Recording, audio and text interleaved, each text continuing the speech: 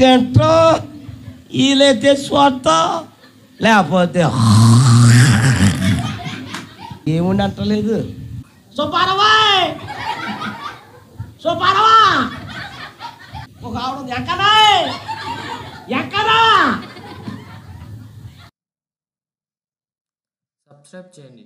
Subscribe చేసిన వల్ల మీకు పోయేది ఏమీ లేదు.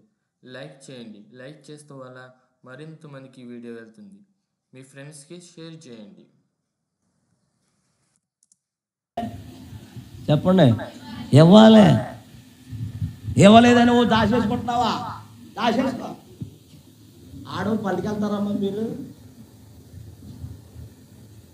నేను ఏమడిగాను? నేను ఏమడిగానమ్మా? మీరు ఎవరన్నా ఆడవాళ్ళు పనికెళ్తారా? నువ్వు వెళ్తావా? నువ్వు వెళ్తే వెళ్ళి మీరు వెళ్తారమ్మా? అమ్మా చెప్పండి రా. అది అదృష్టవంతులు మీరు. మీకున్న అదృష్టవంతులు ఏ ఊర్లో లేదమ్మా. అమ్మా భాగ్యవంతులు రా మీరా. చాలా భాగ్యవంతులు మీరు. మీకేం పని? తింటో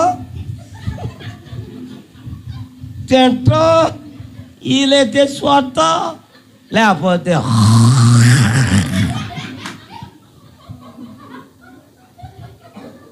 పాపం ఆయన ఏమో పొద్దున్న వెళ్ళిపోయి అటు ఇటు తిరిగి రెక్కలు మొక్కలు రెక్కలు వేసుకుని పాపం పడతాడు ఆయన. ఈవిడ తాతీగా లేచి ఏం కావాలండి? ఈ మధ్యన ఏముండి అంటలేదు. ఏముండి అన్నాలి? ఎవరినే? భర్తను ఏమన్నాలమ్మా? చెప్పండి. అంటున్నారా? అబద్ధం ఆడుకోండి. ఓయా ఓయేంటి? అలా కాదు. మా ఊర్లో ఒక ఆవిడ ఉంది. మాది నిండ్రకొల్లు, పశ్చిమ గోదావరి జిల్లా గణపురం దగ్గర ఉంటుంది నిండ్రకొల్లు. ఆవిడ అదే ఏయ్ ఇదిగో ఓయ్ ఇదిగో ఆవిడ ఏది కాగేసినట్టు కాగేస్తుంది. ఒకళ్ళు ఉంటారు, సుబ్బారావా సుబ్బారావా. ఎవరినే? అలా ఆయన్ని స్తోత్రం చెప్పండి. ఒక ఆవిడ ఎక్కడా ఎక్కడా ఎక్కడేంటి? సుబ్బారావు ఏంటి? స్తోత్రం చెప్పండి. హల్లెలూయా. కొంతమంది అంటారు బాయా బాయే.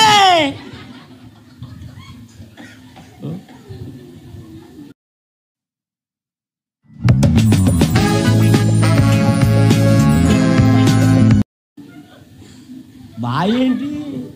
చదువు వచ్చినోడు అదే మాట, చదువునోడు అదే మాట. దిక్కుమల మంద మా ఇద్దరు మంద చక్కగా పిలవాలి బావా. ఒకవేళ స్వతంత్రంగా ఉంటే ఏమని పిలవాలి?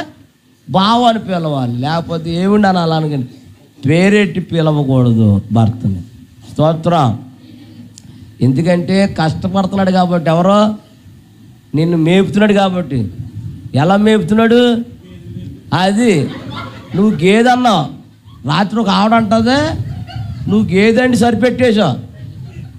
యా ఇదా లైవ్ సరిగా వస్తలేదా? కాకపోతే పర్లేలే. స్తోత్రం చెప్పండి గట్టిగా. నువ్వు గేదన్నావు, రాత్రి ఇదే సబ్జెక్టు. ఎలా మేపుతున్నాడు అమ్మా అన్నాను. ఒక ఆవిడ అంటుంది పంది మేపుతున్నాడు అంటుంది.